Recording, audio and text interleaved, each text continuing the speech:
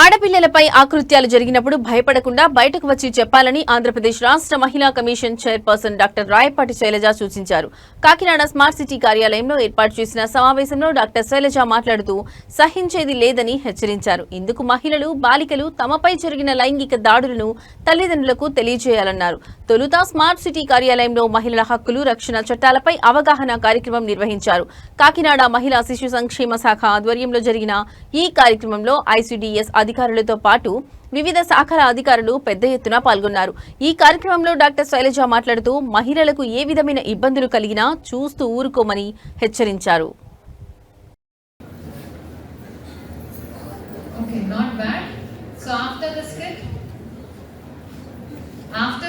ఇలాంటి బిలో 18 చిన్నపిల్లల మీద జరుగుతున్నాయి అన్నమాట.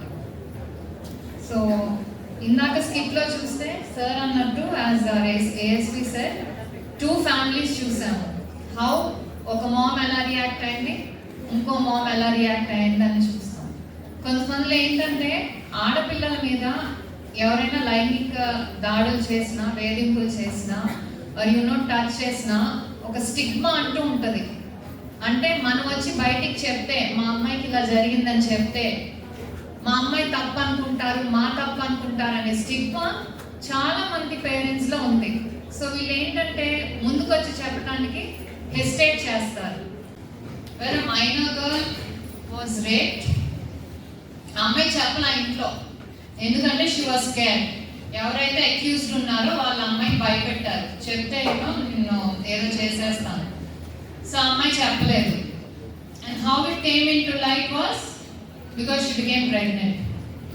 She was 2 months pregnant. So they belong to a Muslim community. So I think all religion prakaram poojalu edaina cheyalante they follow, they keep track of the cycle, the monthly cycle. So Allah, that's when the parents came to know that this is what happened. Appudu veluguloki vachindi. In case అమ్మాయి జరిగిన వెంటనే చెప్పుకుంటే it would have been a different situation. So ఇదే చెప్తున్నాం, this is what we want, awareness. ఇంకోటి నెల్లూరు జిల్లాలో some times ఎవరైతే మన మీద అటాక్ చేస్తారో లేకపోతే సెక్షువల్ గా ఇది చేస్తారో there always not outsiders, బయట వాళ్ళు కాదు, మనకు తెలిసిన వాళ్ళు అయి ఉండొచ్చు, even within the family అయి ఉండొచ్చు. This happened in Nellore districts. ఎక్కడో చోట ఆ అమ్మాయి పేరెంట్స్ అండ్ ఎవరైతే అక్యూజ్డ్ ఉన్నారో they are family friends. Okay, they are family friends. So వాళ్ళు ఎక్కడికో ఊరెళ్తూ వెళ్ళారు, తిరిగి వచ్చేసారు. వెన్ రిటర్నింగ్ పేరెంట్స్కి ఏదో పని పడి they left that girl with the neighbours or family friends. They are actually very close friends, ఎన్నో ఇయర్స్ నుంచి రిలేషన్షిప్ ఉంది వాళ్ళకి, దే ఆర్ ఫ్రెండ్స్.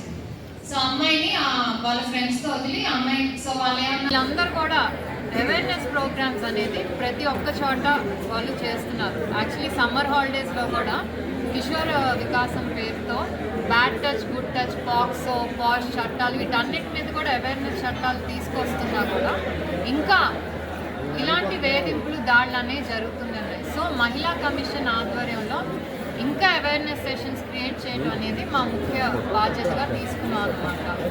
అలాగే ఈరోజు మనం ఇంకోటి సంతోషించదగ్గ వార్త ఏంటంటే, నిన్న జరిగిన ఏదైతే సర్వే రిలీజ్ అయిందో, నేషనల్ భద్రత ఎవ్రీ యాన్యువల్లీ ఒక రిపోర్ట్ రిలీజ్ చేస్తారు. దాంట్లో Vizag is one of the safest city for girls అనేది వచ్చింది. అది నిజంగా మనం ఆనందించదగ్గ విషయం. కానీ కేవలం వైజాగే కాదు, ఆంధ్ర రాష్ట్రంలో ఉన్న ప్రతి ఊరు కూడా అలా మనం ఆడపిల్లలకి భద్రత కలిగించే విధంగా తీర్చిదిద్దడంలో మన అందరి పాత్ర కూడా ఉంటుంది. ఎందుకంటే పిల్లలు ఎక్కువసేపు ఇంట్లో ఉంటారు, లేకపోతే తర్వాత స్కూల్స్, కాలేజెస్లో ఉంటారు. కాబట్టి స్కూల్స్, కాలేజెస్ వాళ్ళు కూడా బాధ్యతగా తీసుకొని పిల్లలకి స్టడీస్తో పాటు ఎలాగైతే మంచి మార్కులు రావాలని ఎంత వాళ్ళు ఎఫర్ట్ పెడతారో, అలాగే ఆడపిల్లలు కానీ మగపిల్లలు కానీ బయటికి వెళ్ళినప్పుడు సమాజంలో ఎలా భద్రతగా ఉండాలి, లేకపోతే స్కూల్స్, కాలేజెస్లో ఎలా భద్రతగా ఉండాలనే దాని మీద కూడా అవగాహన అనేది ప్రతి ఒక్కరు కల్పించాలి. ఎందుకంటే ఇంత కోటి మంది జనాభా మీద ఒక్కళ్ళ బాధ్యతే కాదు ఇది. ప్రతి ఒక్కరు కూడా తల్లిదండ్రులు, స్కూల్స్, కాలేజెస్, అలాగే ఎన్జిఓస్ వీళ్ళందరూ కూడా బాధ్యతగా తీసుకొని ఇలాంటి అవేర్నెస్ తీసుకొస్తే మనం చాలా వరకు కూడా క్రైమ్ రేట్ అనేది తగ్గించచ్చు. మనం దాడులు జరుగుతున్నాయి, కానీ జరిగినప్పుడు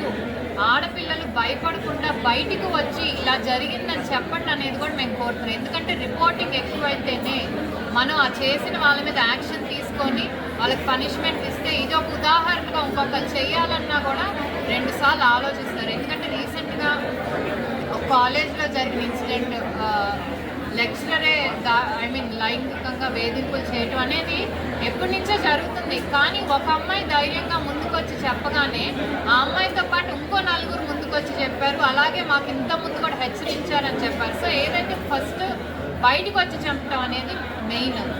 సో దానికి తప్పు చెప్తే అతనికి లెక్చర్కి శిక్ష పడుతుంది. ఇంకొక కాలేజ్లో ఎవరు కూడా ఇలా చేస్తే నా పరువే కదా పోద్ది, నా శిక్షే కదా, నాకే కదా శిక్ష పడేది, నా ఫ్యామిలీ పరువు పోద్ది అనేది ప్రతి ఒక్కరి ఆలోచనలో ఉంటుంది. కాబట్టి ఇలాంటి తప్పు చేయకుండా ఉంటారు. సో మేము ప్రతి ఒక్క చోట ఆడపిల్లలు బాగుండాలి అనేది మా ఉద్దేశం. అలాగే ఇప్పుడు ఫ్రీ బస్ ఏదైతే తీసుకొచ్చారో స్త్రీ శక్తి కింద, ఎందుకంటే అది కేవలం ఒక ఎలక్షన్ ప్రామిసే కాదు.